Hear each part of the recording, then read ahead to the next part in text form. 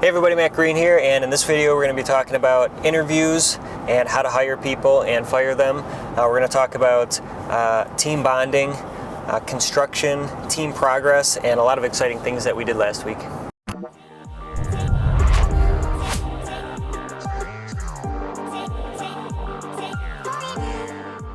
I'm working on a refinance right now. It's on a new construction deal that we had built 3 years ago, so it's not as new construction anymore. But we did this new 24-unit project that we're just building out, and we got better numbers. We got a higher loan amount on that project, so it kind of gave us the idea to go back and refinance our project from 3 years ago. So we're in the process of going through a refinance on that deal, which will allow us to pull some equity out of the deal. And what our goal is with this capital is to put it into another investment deal that we're working on. We got a few land deals that we're working on, so we take that money and put it into another deal. So that's what we're working on right now.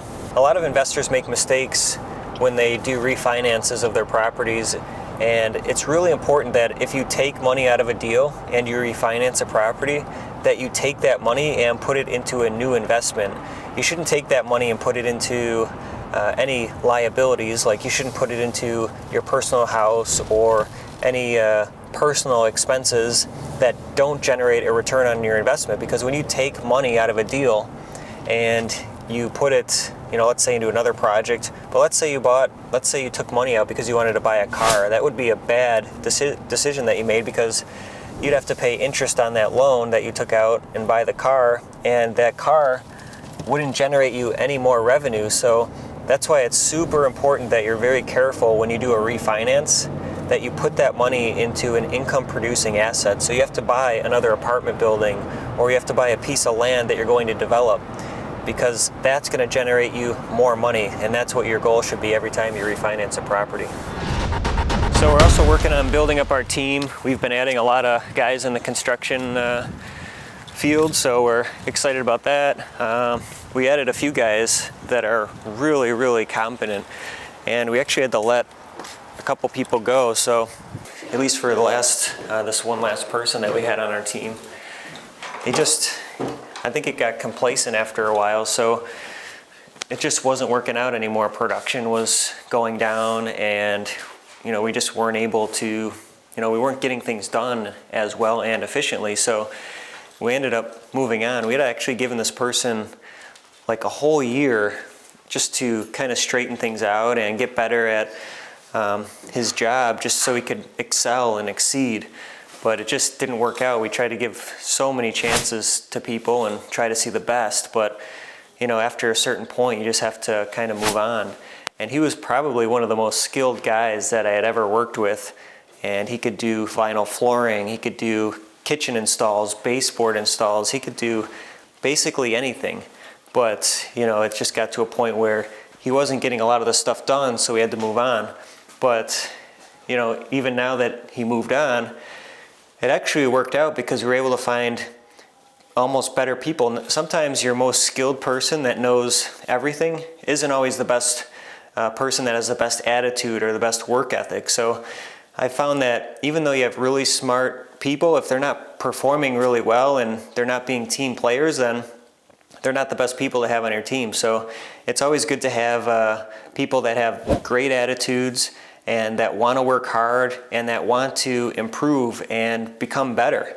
And you have to be self-motivated. You have to motivate yourself. You can't motivate anybody to get their job done. So we found new people. They may not have known everything that this individual had known, but we're actually getting way more done. Our production levels are really, really high. And we've actually found a carpenter that we added onto our team that is doing really well, and he's probably one of the best carpenters we've ever had on our team. So when you're hiring, you just have to be patient. You have to find the right person. You have to find somebody, like I said, that has a good attitude, that works hard, he wants to accelerate, and he's self-motivated. Somebody that has all those traits will perform really, really well for you, and you can teach them the skills. As long as they're willing to learn and open-minded, you can teach people the skills to become more successful. So I think it's just finding the right people with the right attitudes. So when you're building a team, you have to treat everybody really well. You have to have team bonding and get together. Something we did last week is we brought our team together. We had lunch with them in the shop. So doing all these little things helps build a strong team. And if you treat your team really well and everybody bonds together, it just goes a long way. If everybody's getting along and you have good team morale, everybody is more appreciative of themselves, and it just works out a lot better. Everybody respects themselves and respects everybody on the team, and everybody's growing together. We're all on a mission to grow and help other people. So as long as you're all on the same goal and on the same mission, then you're going to be successful together and everybody's going to grow together. So that's really critical for building a strong team, is treating everybody really well. We're really excited to continue expanding our team, but if you want to expand your team, you have to look for people that have really strong mindsets, and you have to qualify people to make sure that they're the right fit. The goal is to hire fast and fire faster. I mean, that's kind of the lingo that goes around a lot, but you want to be able to figure out whether somebody's going to be a good fit for you or not. And it can be tough finding people, and you want to make sure that you try to pick the right people the first time, and you want to take your time figuring out who's going to be the best fit. So it's really tricky to do. It's hard to hire people and fire people. It's a tough process, but you have to find the most qualified people that are going to get the job done, and that's going to help you substantially grow your company. And you want to find people that are going to last long term with you, because you don't want to have to keep training new people over and over again on the tasks that you're trying to get done and how you want things done. So the better you are at hiring and finding the right people up front, the more success you're going to have and the quicker you're going to grow. But if you do hire somebody that doesn't work out and they're not a good fit, then you just have to not procrastinate about it and just move on and find the right people that are going to fill the role and do the job correctly.